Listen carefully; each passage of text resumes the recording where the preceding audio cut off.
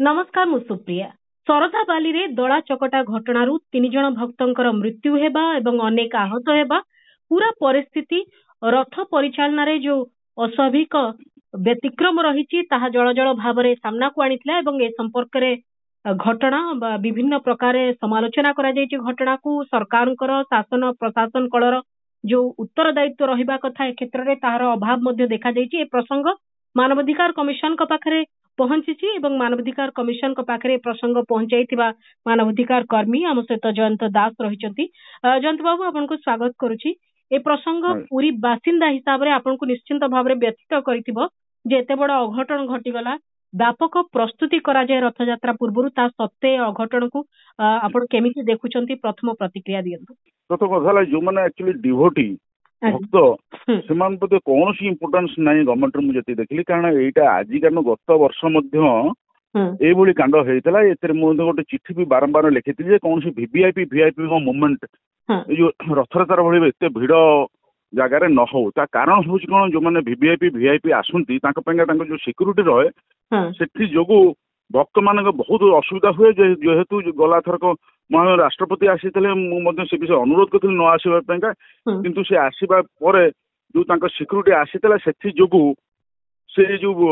रोडटा बिल्कुल स्क्वीज हो गला स्क्वीज होगा भक्त मैंने बहुत गहली भितर अल्प जगह भितर से अणनिश्वास और जड़े भक्तर जीवन चलीगला। ए वर्ष मुझे गवर्नमेंट को लेखा लिखि करी आपण मैंने कौन वीवीआईपी मूवमेंट करातु ना कारण यहाँ कौन गोटे यात्रा कि गोटे फैशन शो नुह यहाँ गोटे भक्तर विश्वास आउ जगन्नाथ महाप्रभुर गोटे रथ यात्रा जो जगार कि भक्त कौन से मनीष इरेस्पेक्टिव कास्ट क्रिएट पोजिशन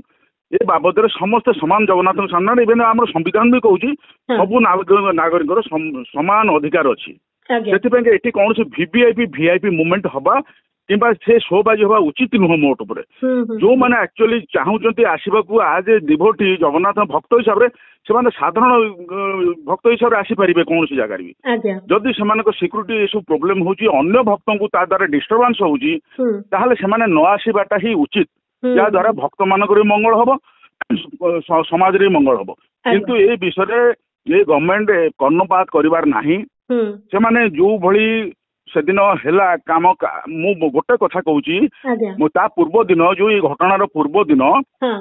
गोटे कार इनोवा कार जोटा कि छत्तीसगढ़ थिला ता देहरे गोटे कार पास लागिथिला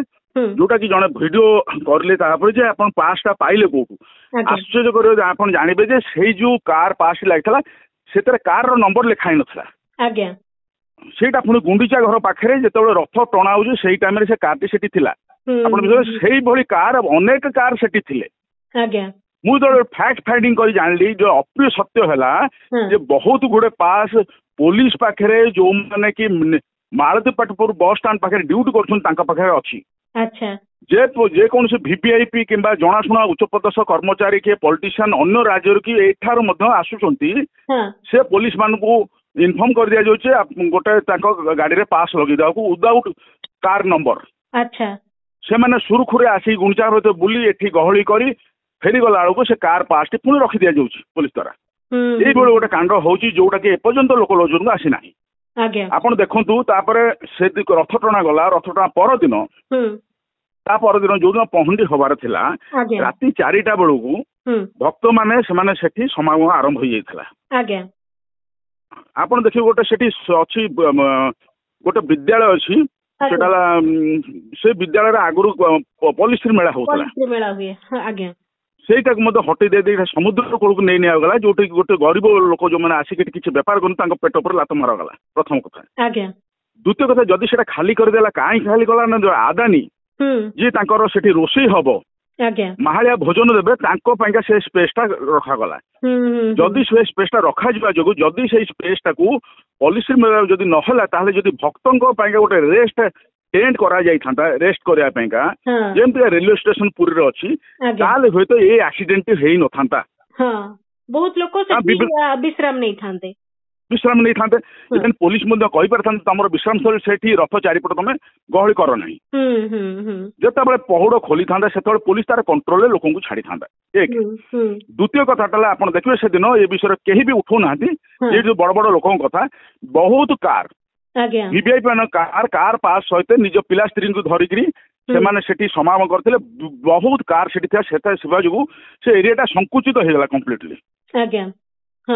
तेणु जो भक्त माने गरीब लोक मैंने अपेक्षा करते से कौन कले से जगन्नाथ रथ चारिपट से शोले पॉलिथिन वर्षा जो हठात बड़ खेली से भागदौड़ हो जाए समय गोटे ट्रक आसी इंटिमेट करा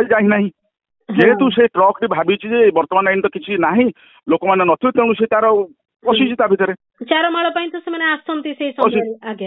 बस ता सागर आउ गोटे इंपोर्टाट जिन जदि कलेक्टर एसपी जो जो आईपीएस आईएएस मैंने डेप्यूट होती रथर एक्सक्लूसिव रथ यात्रा से बेलू जाइए एयर कंडीशन रूम रे 5 स्टार होटल मानक आराम करुले से जो कौन है जो पुलिस ड्यूटी करते हाबिलदार टू कनेस्टेबल धरिक सब इन्स्पेक्टर इन्स्पेक्टर मैंने से भी ढिला पड़गले बिल्कुल भी गुरुत्व तेणु से ड्यूटी ने देखले राति तो किसी हबार नहीं आम जाइए शो पड़ू अच्छा ता भर आम पुलिस भूल दे पारे कारण से जो पुलिस ड्यूटी करते प्राय 18 घंटा कंटिन्यूअस ड्यूटी करते विदाउट रिलीवर तेणु गोटे लोक से मोटा भूल दे पारि गोटे लोक 18 घंटा ड्यूटी पर जब से शोई पड़ी डाकिले जिते डाकिले से उठब ना तेणु जो इनसीडेंटा है से जो गुड़े गाड़ी कार पास सहित गुड़े गाड़ी थी पुलिस निष्क्रियता हाई ऑफिशियल से आराम शोई पड़ते यही सब कारण रू आउ भक्त मान किसी रेस्ट रूम कौन पूरा टेंट नथिबा जोगु ये भली हेकि कांडटी हला आज्ञा आपण ए घटनाटी को मानवाधिकार कमिशन को दृष्टिगोचर करिसंती कोन एग्जैक्टली आपण को कथा रखिसंती एवं सेपटु किछि रेस्पॉन्स आसिलानी कि मु तार प्रथम प्रेयर करिछि जे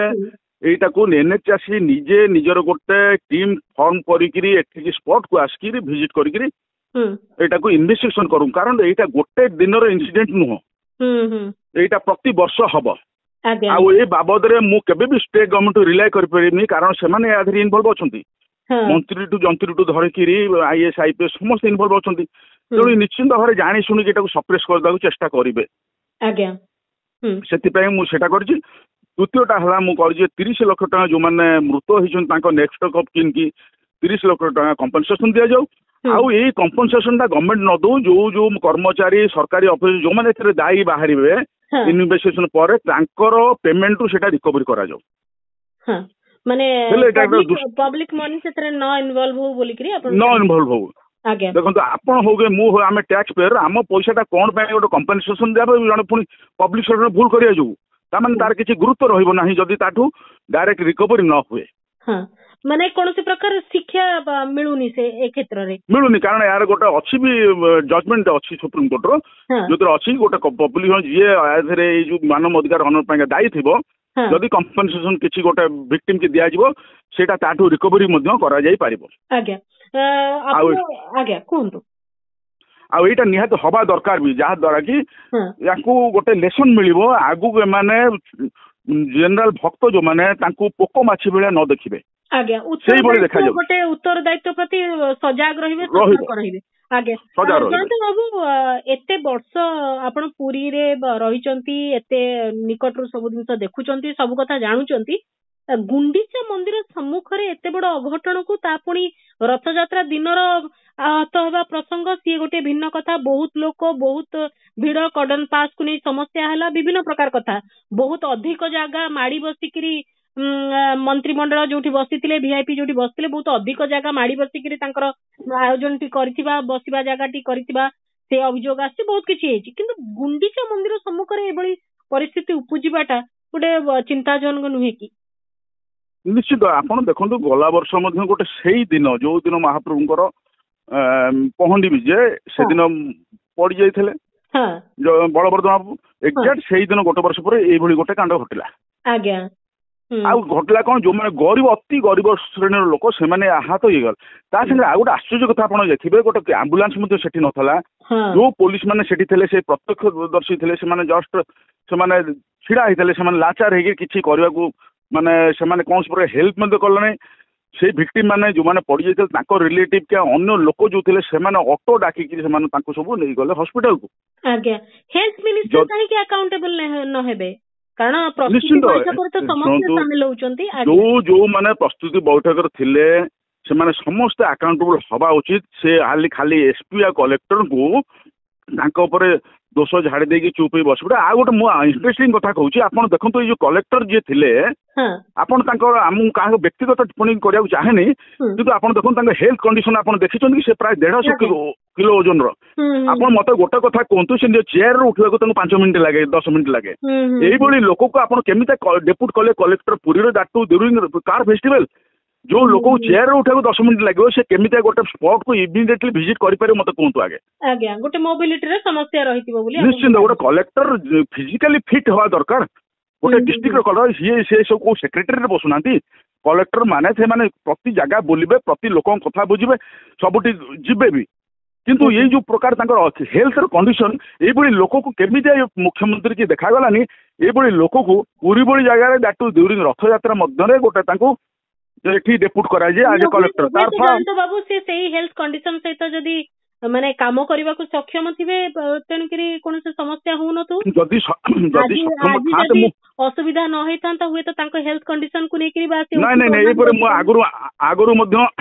କୋଶ୍ଚିନ୍ ରେଜ୍ କରିଛି। କାରଣ ଆପଣ କେବେ ମୁଁ ଯଦି ସେ ସକ୍ଷମ ଥାନ୍ତେ ମୁଁ ଏ ବିଷୟରେ କେବେ ବି କୋଶ୍ଚିନ୍ ରେଜ୍ କରିନଥାନ୍ତି।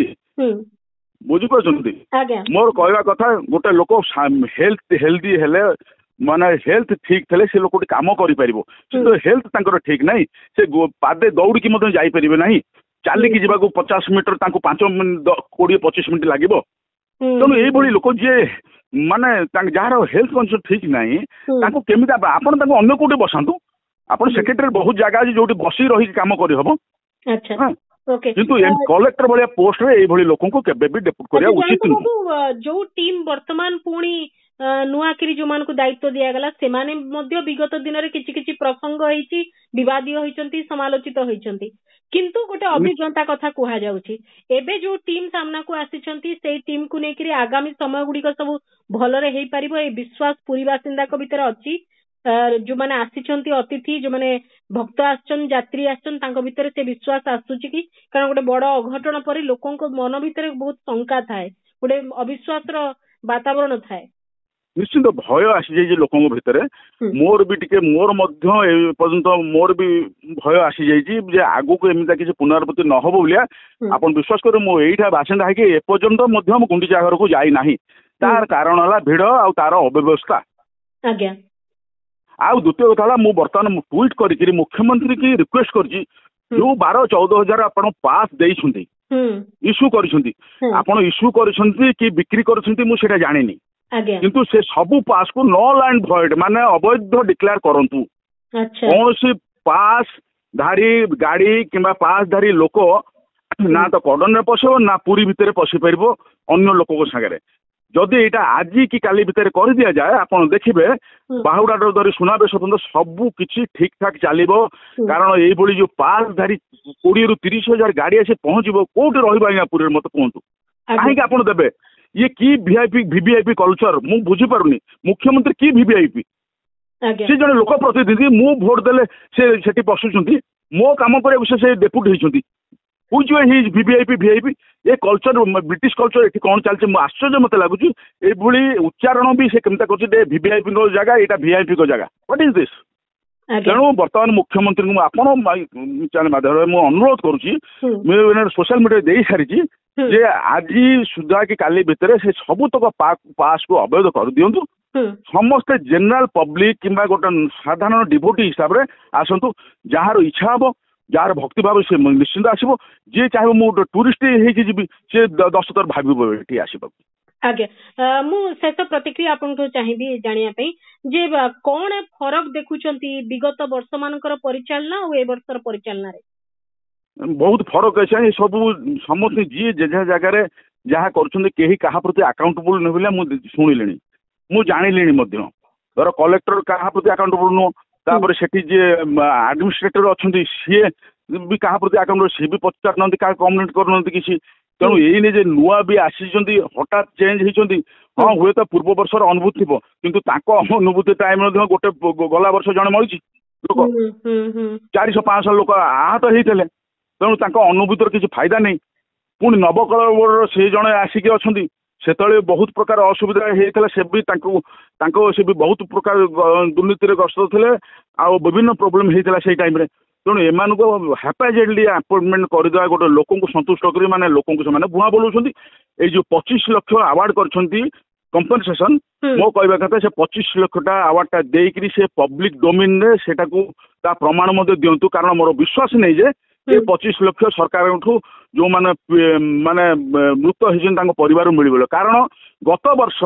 ଯିଏ ମରି ଯାଇଥିଲେ ତାଙ୍କ ପରିବାରକୁ ଆଜି ପର୍ଯ୍ୟନ୍ତ ଯୋଉ 4 ଲକ୍ଷ ଟଙ୍କା କମ୍ପନସେସନ ମିଳିବା କଥା ଆଜି ଇନ୍ସୁରାନ୍ସ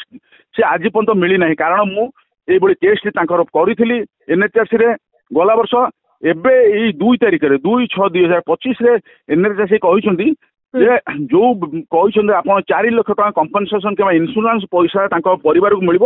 ଏପର୍ଯ୍ୟନ୍ତ କାହିଁ ମିଳିନାହିଁ ତାର ପ୍ରମାଣ ଆପଣ କାହିଁ ଦେଇନାହାନ୍ତି ତାଙ୍କୁ 4 ସପ୍ତାହ ଟାଇମ ଦେଇଛନ୍ତି ତାର ପ୍ରମାଣ ସହିତ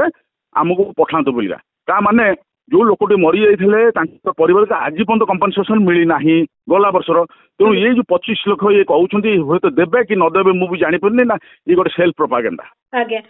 ହୁଏତ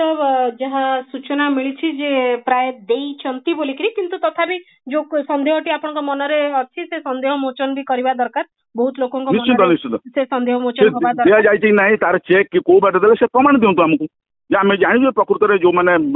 ଡିସେସ୍ ପର୍ସନ ତାଙ୍କର ପରିବାରକୁ ଯାହା କିଛି ନା କିଛି ମିଳେ ସେ ତ ଆଉ ଲୋକକୁ ଫେରି ପାଇବେନି। ମାନବାଧିକାର କମିଶନ ୟାକୁ ଗୁରୁତ୍ୱର ସହ ନେବେ ଏବଂ କିଛି କାର୍ଯ୍ୟାନୁଷ୍ଠାନ କିଛି ପଦକ୍ଷେପ ହବ?